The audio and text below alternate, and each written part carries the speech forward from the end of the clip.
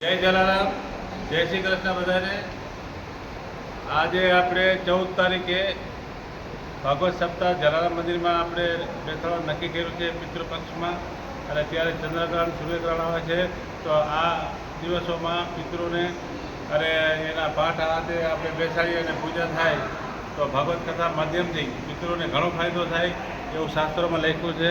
અને જલારામ મંદિરમાં જ અમે કેમ નક્કી કર્યું, આ એક તમે સાંભળી એવી વાત અમારી છે કે જલારામ મંદિરમાં ડોંગરીજી મહારાજ 90માં આવ્યા હતા. મંદિરમાં જ્યારે આવ્યા ત્યારે આ એક નવીનની વસ્તુ છે, ચમત્કાર છે, આ રિયાલિટી. અને આપણી પાસે એનો પ્રૂફ પણ છે. જ્યારે જલારામ બાપા મંદિરમાં આવ્યા એટલે ડોંગરીજી મહારાજ જલારામ બાપા મંદિરમાં આવ્યા ત્યારે એમને હાથ જોડીને જલારામ બાપાને પૈગે લાગ્યા. અને જલારામ બાપા આમ સીધા હતા અને આંખનો ડોળો બિલકુલ ફરી ગયો, ડોંગરીજી મહારાજ તરફ થઈ ગયો.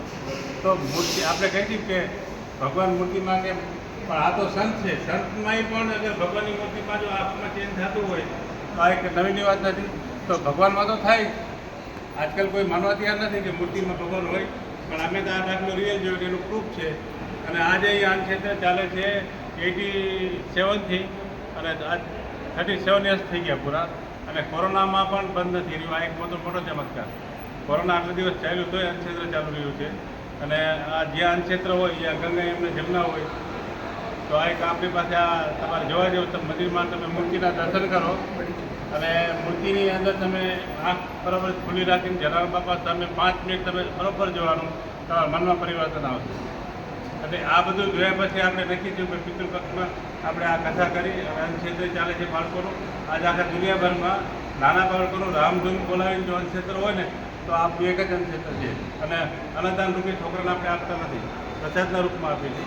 અને જે છોકરો આજે આપણી પાસે આવે છે, આજે 40 વર્ષ જેવું થઈ ગયું ને, તો એ છોકરાઓમાં પરિવર્તન, રામ નામથી શું પરિવર્તન આવ્યું, આખી એનામાં બોડીમાં ટ્યુનિંગ થઈ ગયું. અને ખરાબ વસ્તુ નીકળીને સારી વસ્તુ આવી. અને એ લોકો નોનવેજ, દારૂ, આ તે બધું છોડી દીધેલું. આજે 1000થી 1500 કુટુંબ છે અહીંયા આગળ જે લોકો પ્રસાદ લે છે, એના ઘરમાં પરિવર્તન આવ્યું છે. આ મોટું પરિવર્તન. એટલે તમે લોકો આવો કથામાં. અને 14 તારીખે સવારે બધાને રહેવાનું છે. અને આપણે સુલતાન બજાર આખાઈમાં આપણે શોભાયાત્રામાં દાંડી રસ લેવાના છે. તો વધારેમાં વધારે મહિલાઓ અને તમે લોકો વધારે બધા. જય ગૌમાં, જય જલારામ. આપણી પાસે જે આ જે દોરો તમે જોશો ને એટલે સીધો છે. અને અમે તમને ડોંગરીમાં ફોટો બતાવશું જલારામ બાપાનો. આખે આંખ ફરી જાય. અને આ મેં નજરે જોયેલું, મણિભાઈ નજરે જોયેલું. અને અમને ખબર નહીં, ફોટોમાં આવી ગયેલું ત્યારે અમને ડોંગરી મહારાજે કીધું ભાઈ અમે જોયેલું ત્યારે મહારાજને તો ખબર નહીં ફોટો પાડ્યો, પણ અમને કહી દીધું કે તમારે આ જાહેર નહીં કરવાનું.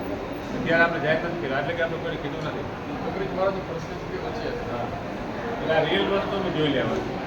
અને તમને પણ એમ થાય છે કે હું 5 મિનિટ બાપા તમે જોઉં તો તમને શું પરિવર્તન. એનું કારણ બતાવું તમને કે જે જગ્યાએ આવડું મોટું અન્નક્ષેત્ર ચાલતું હોય, રામધૂન બોલાતી હોય, નાના બાળકો તો કોઈ પણ મૂર્તિમાં ભગવાનનો પ્રવેશ થાય છે. આ પ્રૂફ છે, ભગવાનનો પ્રવેશ છે.